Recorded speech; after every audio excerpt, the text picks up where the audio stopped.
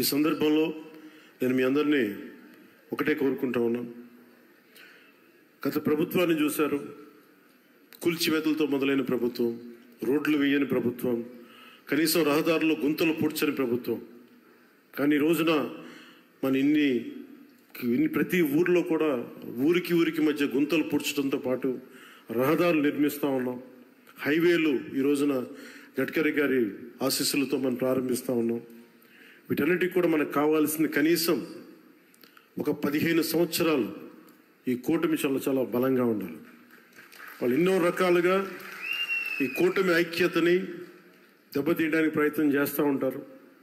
వీటన్నిటిని మనం కొంచెం జాగ్రత్తగా ఉండాలి, ఎరుగుతూ ఉండాలి. నేను ప్రత్యేకించి ఈ కూటమికి నేను ముందుండి కృషి చేయడానికి కారణం ఒకటి 5 కోట్ల మంది మన ఆంధ్రప్రదేశ్ ప్రజలు దేశ అభివృద్ధిలో చాలా బలమైన భాగస్వామ్యం వహించాలి. ఆంధ్రప్రదేశ్ ఖ్యాతి మొత్తం తెలియాలి. మన వెనకబడ్డతనానికి తిరిగి దాటుకుని అభివృద్ధి పదంలో పరిగెట్టాలని ఒక్క సదుద్దేశంతో నేను చేసిన ఈ ప్రయత్నం ఈరోజు సఫలమై ఈ రోజున ఇంత పెట్టుబడులు వస్తున్నాయి. ఎందుకంటే ఒక బలమైన నాయకులు కావాలి, చంద్రబాబు గారు నాయకులు కావాలి.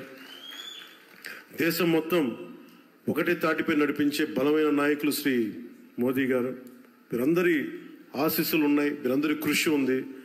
దాంతోపాటు జనసేన నాయకులకు కానీ, తెలుగుదేశం నాయకులకి కానీ, భారతీయ జనతా పార్టీ నాయకులకి, కార్యకర్తలకి, ప్రతి ఒక్కరికి పేరు పేరున చిన్న పొరపక్షాలు ఏమున్నా కానీ వాటిని మీ స్థాయిలోనే సరిదిద్దుకొని నేను ముందుకెళ్ళాలి, కూటమిని బలోపేతం చేయమని మనస్ఫూర్తిగా నేను కోరుకుంటా ఉన్నాను.